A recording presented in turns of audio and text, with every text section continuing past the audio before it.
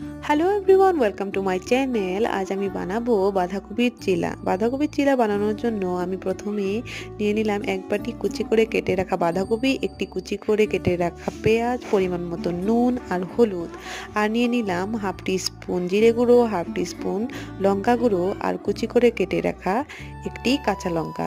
এবার এখানে আমি ভেজে রাখা চালের গুঁড়ো অ্যাড করলাম 4 টিস্পুন, আর একটু সামান্য পরিমাণে জল দিয়ে এটাকে একটা ভালো করে, খুব বেশি পাতলাও না আর খুব বেশি ঘনও না, ওইভাবে একটা ব্যাটার তৈরি করে নিতে হবে। আর তারপরে এদিকে আমি গ্যাসের ফ্লেম অন করে তাওয়া বসিয়ে দিয়েছি, আর সেখানে দিয়ে দিয়েছি খুব অল্প পরিমাণে সর্ষের তেল। তারপর আমি ব্যাটারটাকে এখানে দিয়ে দিলাম, আর এবার খুব ভালো করে উল্টে পাল্টে এটাকে ভেজে নিতে হবে, তাহলে আমাদের বাঁধাকপির চিলা রেডি। এটা খেতে খুবই সুস্বাদু, তোমরা অবশ্যই ঘরে ট্রাই করো। Thank you for watching, bye by.